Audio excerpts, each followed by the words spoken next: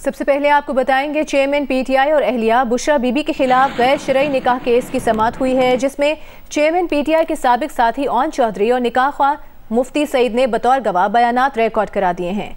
Own Chaudhary ने अपने बयान में कहा कि बुशरा बीबी का चेयरमैन पीटीआई से पहला निकाह 1 जनवरी को हुआ। बुशरा बीबी ने बताया कि उनकी इद्दत तो 14 से 18 फरवरी को पूरी हो रही है, जिसके बाद फरवरी में बुशरा बीबी का दोबारा निकाह पढ़वाया गया। ओन चौधरी ने अपने बयान में मजीद कहा कि इद्दत में निकाह का मामला मीडिया पर आने के बाद चेयरमैन पीटीआई ने कहा कि खामोशी इख्तियार करें, इद्दत पूरी होने पर दोबारा निकाह पढ़वा लेंगे। चेयरमैन पीटीआई का पहला निकाह बुशरा बीबी की इस पेशगोई के ज़ेर असर हुआ, जिसमें उन्होंने कहा था कि 1 जनवरी को निकाह करने पर ही वो वज़ीर आज़म बनेंगे। निकाह ख्वाह मुफ्ती सईद ने अपने बयान में कहा कि उन्होंने 1 जनवरी के निकाह में बुशरा बीबी से इद्दत पूरी होने का नहीं पूछा था। ख़ुद को बुशरा बीबी की बहन बताने वाली खातून ने कहा था कि शरई तकाज़े पूरे हैं। 1.5 माह बाद फरवरी में उनसे दोबारा राबता करके निकाह पढ़वाया गया।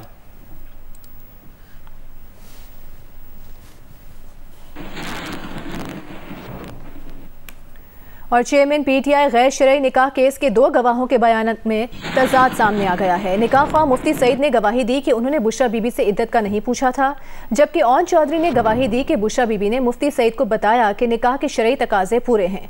समाअत के बाद जियो न्यूज़ ने ओन चौधरी से सवाल किया कि आप दोनों गवाहों में से किसका मौक़िफ़ दुरुस्त है, जिस पर ओन चौधरी का कहना था कि उन्होंने जो देखा और सुना वो बता दिया है।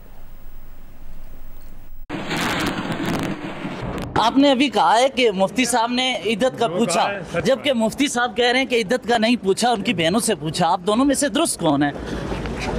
सर आप इतना मुफ्ती साहब कह रहे हैं मैंने इद्दत का नहीं पूछा, आप दावा कर रहे हैं पूछा। तो आप उस टाइम क्यों नहीं खान साहब को कहा कि आप अदालत ने बुलाया तब उसके बाद आप सर मुफ्ती साहब कुछ बयान दे रहे हैं, आप कुछ बयान दे रहे हैं, अलग अलग बयान क्यों? पूछ लें मुफ्ती साहब से। तो मुफ्ती साहब तो कह रहे हैं मैंने नहीं पूछा था। साइफा केस में ओपन ट्रायल होगा, मगर समाअत जेल में ही होगी। साइफा केस सुनने वाली खुसूसी अदालत के जज अबुल हसनात ने सुपरिटेंडेंट अडियाला जेल की जानिब से चेयरमैन पीटीआई को अदालत में पेश करने से इनकार के बाद ट्रायल जेल में ही जारी रखने का फैसला सुना दिया।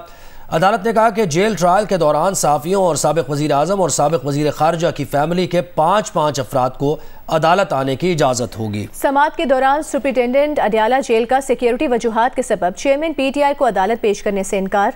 चेयरमैन पीटीआई के वकील सलमान सफ्दर ने कहा कि जेल सुपरिटेंडेंट अपनी नाअहली साबित कर रहा है तो उसे इस्तीफ़ा दे देना चाहिए। बताया जाए कि कौन सी इंटेलिजेंस एजेंसीज की रिपोर्ट पर चेयरमैन पीटीआई को पेश नहीं किया गया।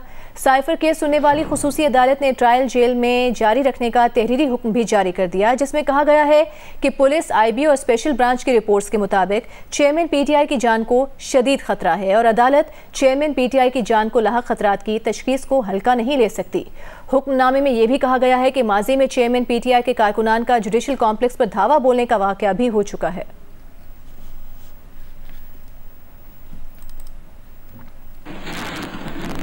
समाअत के बाद चेयरमैन पीटीआई की बहन अलीमा खान ने कहा कि साइफा केस के दोबारा जेल ट्रायल का मकसद चेयरमैन पीटीआई को जेल में रखना है। समाअत के बाद अदालत के बाहर गुफ्तगू में साबिक़ वज़ीर ख़ारजा शाह महमूद कुरैशी की बेटी मेहर बानो कुरैशी ने कहा कि इनका खौफ है ये है कि लोग चेयरमैन पीटीआई का चेहरा ना देख लें। एक्स प्राइम मिनिस्टर और फॉरेन मिनिस्टर को आज सिक्योरिटी क्यों नहीं मुहैया की गई ताकि वो कोर्ट रूम में अदालत में पेश हो सके? तो इसलिए जो आज इन्होंने जज साहब ने ऑर्डर दिया है वापस उनको जेल ट्रायल कर दिया और वो सिर्फ बचा ये है कि ये आगे बाहर ना निकल सकें। और अगर यही तरीका है तो हमें नहीं लगता कि कई महीनों तक इनको जेल से निकलने देंगे और ये सिर्फ बहाने बनाए जा रहे हैं इनको जेल में रखने के लिए। किस बात से डरती हैं कि लोग उनके चेहरे देख के क्या हो जाएगा? क्या हो जाएगा अगर लोग उनका चेहरा देख लेंगे? कि उनमें हिम्मत आ जाएगी कि वो सवाल पूछ लेंगे? तो सवाल तो हम अभी भी पूछ रहे हैं ना। आगे बढ़ते हैं, आपको बताते हैं पाकिस्तान तहरीक इंसाफ के इंट्रा पार्टी इलेक्शन जुमे को होंगे। पीटीआई की कोर कमेटी ज़राए का कहना है कि पीटीआई चेयरमैन बिला मुकाबला रहेंगे, बाकी ओहदों पर इंतखाबात करवाए जाएंगे। पीटीआई के नायब सदर शेर अफजल मरवत ने कहा कि चेयरमैन पीटीआई के खानदान का कोई फर्द इंट्रा पार्टी इलेक्शन में किसी ओहदे का उम्मीदवार नहीं है।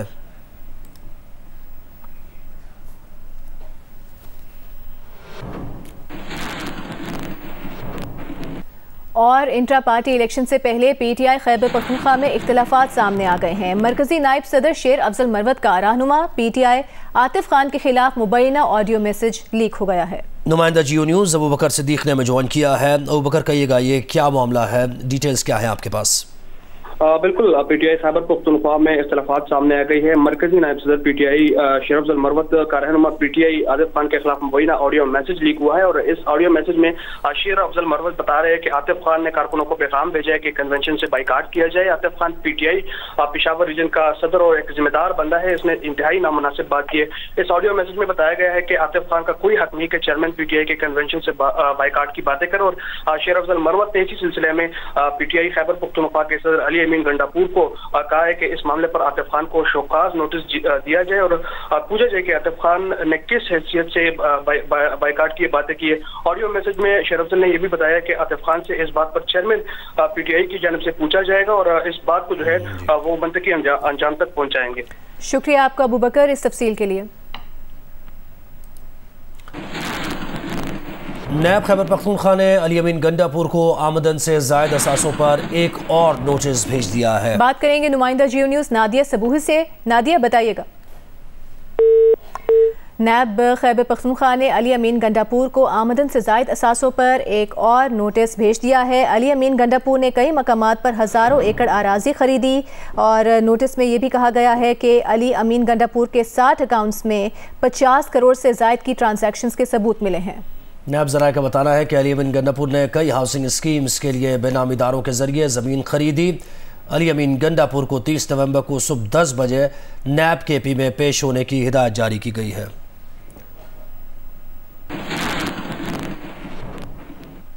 पीटीआई के नायब सदर शेर अफजल मरवत ने कहा है कि कानूनी कदगनों की वजह से chairman PTI intra party election में हिस्सा नहीं ले रहे हैं। चेयरमैन पीटीआई अदालत से नाअहली खत्म होने पर दोबारा चेयरमैन मुंतखब होंगे।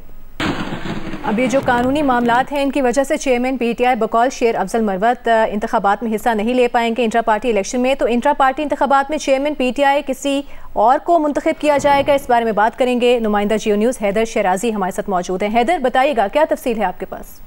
जी, chairman Pakistan Tehreek Insaf intra party इंतखाबात में बतौर चेयरमैन उम्मीदवार नहीं होंगे और इंट्रा पार्टी इंतखाबात में कोई दूसरा पार्टी का रुकन बतौर चेयरमैन मुंतखब किया जाएगा। और पार्टी ज़राए के मुताबिक चेयरमैन पीटीआई ने जेल से पार्टी की कोर कमेटी को ये पैगाम भिजवाया है और इस सिलसिले में वजह यह बनी है कि तोशा खाना केस में सजा की वजह से इंट्रा पार्टी इलेक्शन में बतौर चेयरमैन नया उम्मीदवार होगा और इस सिलसिले में अब तहरीक इंसाफ पार्टी चेयरमैन और नायब चेयरमैन और तंजीमी ओहदों पर इंतखाबात इंट्रा पार्टी इलेक्शन में होंगे और चेयरमैन पीटीआई पार्टी जो इमरान खान है पार्टी के तंजीमी अमूर। बहुत शुक्रिया हैदर शराजी।